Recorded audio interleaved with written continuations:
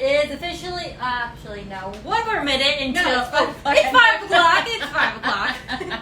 And it's officially happy hour. Yes, it's officially happy hour, at least in New York City. It's happy hour. You can make it happy hour where you are too. So, I'm Abby. And I'm Julie. And today we are talking to you about Bloody Marys, right? Specifically Bloody using Marys. the spicy Otamot tomato sauce. Yeah. Yeah. And you know what's extra special before we go through all of the awesome Bloody Mary specifics? We have the founder of Otamot who's going to join us. So, Andrew, if you're out there, please request to join, and our trusty assistant, my daughter Olivia, is going to let you in.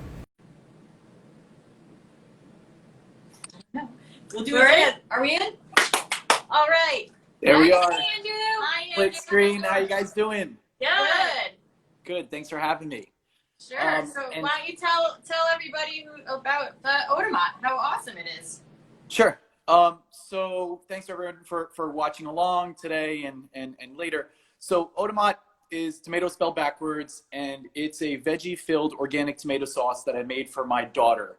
So it's a veggie-filled tomato sauce I made for my daughter. It's all organic, gluten-free, and I just wanted to help her eat her veggies without fighting with her and give her food that was familiar. At the same time, I didn't want it to just be for my daughter. I needed something for myself and for my wife and for other people. So the thing about Otamot, it's a very versatile sauce, as we'll see today.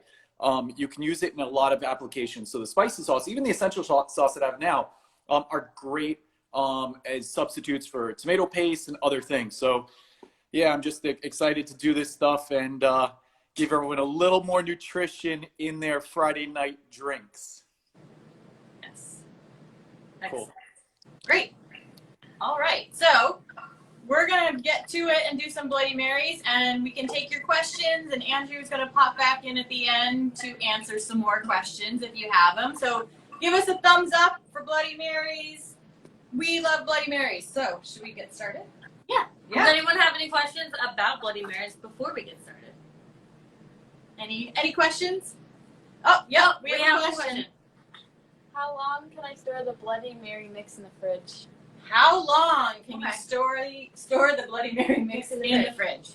So I would say maybe weekish. Yeah. But that question, I'm thinking you're wanting to have brunch tomorrow, so you can definitely make it tonight and store it in your fridge. The flavors are actually going to really develop and come together, so it's going to be stronger, which is fantastic. Which is definitely fantastic. But maximum probably about a week, especially because you're not reheating it to ingest it. All right. So first, we're going to put in a whole jar of the Otamot spicy sauce. There it goes. All right. And then I'm all about less dishes to wash.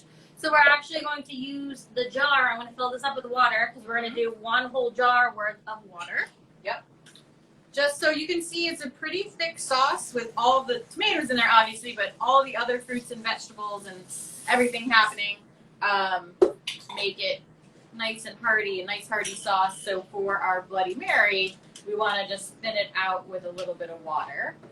So I just put the lid on real quick and gave it a nice little shape too. So we got every little bit out. Yeah. So And then it great. goes straight in the recycling, right? Yep. Straight in the recycling bin. Woohoo! Fantastic. All right, so what do we got? What are we going to put So in here? traditionally with a Bloody Mary, you're always going to have some horseradish. So we have 6 tablespoons of our horseradish, and this is freshly prepared, not a horseradish sauce. Yes, that is a very important point.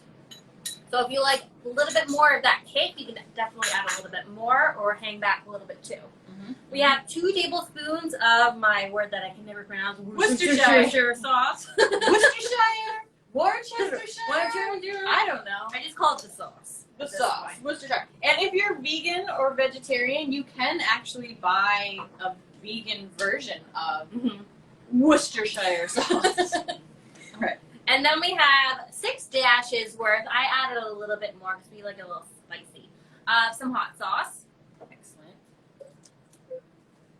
1 clove of my favorite ingredient in the world is garlic. So we're just blending that in the blender, so no need to chop it up. Don't waste your time. Exactly. What else? We have 2 tablespoons of our lemon juice. We have a fresh lemon here, and if you've never used this gadget before, it is a citrus reamer. And the biggest mistake I see is people not using it properly is because you want to put actually the cut side down instead of going with the shape of it. Tell about what you did here too. Oh, and I also trimmed off the edge here because this one was a really pointy lemon, just so it's easier to squeeze down. So when you're squeezing, it's essentially pushing it inside out, so you're going to get every last drop of that lemon. If you do it the other way, some of it's still sitting in that pocket of the lemon, and this lemon is Ooh, it's very tough, this lemon. I don't know if I rolled it. Maybe I didn't roll it. I'm just gonna. it's a nice workout for my hands. There. Okay. Also, if you don't have a fresh lemon, you can just do 2 tablespoons of lemon juice. That's fine too. And this is a great ingredient. This is actually olive brine. So I took it straight from our little jar of olives right here. I just took the brine out. It's going to give it that savory touch to it too. Okay. And then our spices, we have a combination of 1 teaspoon of kosher salt, 1 teaspoon of celery salt, a little bit of our chili powder, and some black pepper. All right. Give me a thumbs up if this all sounds good to you. I have a question. Yeah, All right, what's up? We have a question. What are some other ingredients you can add to kick up the heat? Ooh, if you like it extra, I would first make it as is because honestly, for me, I'm a little spice sensitive, so this was just the perfect amount. But some other ingredients to be jalapeno. Yep. Or other kinds of chili pepper. Yes, definitely. There's all Cayenne. sorts of different. Some cayenne powder. Absolutely. Some of that ancho chili. Oh, or yeah. like adobo. That'd be great. Might be like a nice smoky. If you want to chili get flavor. crazy, you Mhm. could do a ghost pepper. Ooh. I won't be able to handle that though. That would be a little crazy. But if you really, really want hot, then a ghost pepper. Do it. Do a dare you. All right. All right. So now we're gonna zip this up.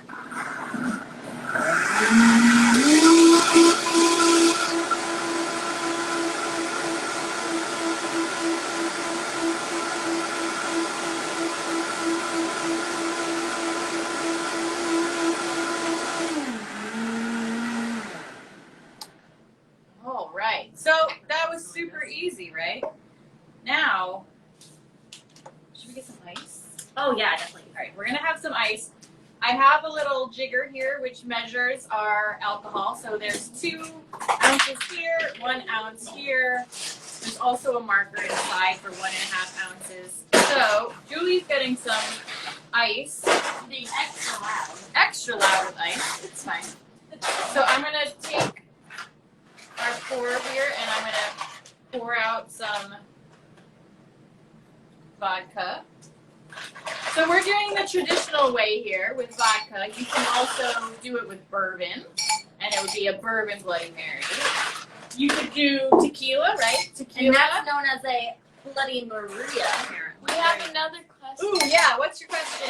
Can you use the carrot Otamot with this? The question is, can you use the carrot version of Otamot? And the answer is absolutely yes. I would just have to rethink maybe adding some more spice blends Yes. in there as well. Yes. So you could use the essential sauce as well. You could definitely swap that out for the spicy. It just won't be very spicy. Mhm. So then you'll have to add in more of that. Maybe the hot sauce, the Mhm. Worcestershire, and Maybe throw in a jalapeno. exactly. Yes, absolutely.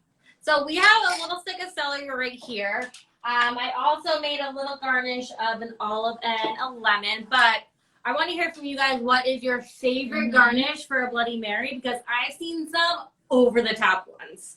That whole like everything bagel with the bacon, everything just like on top of there. They're Yeah. making those like skyscraper ones like milkshakes now, but for Bloody Marys. I like a good cornichon, which are those little like gherkin pickles. Yes. Let me get a thing so we can mix those.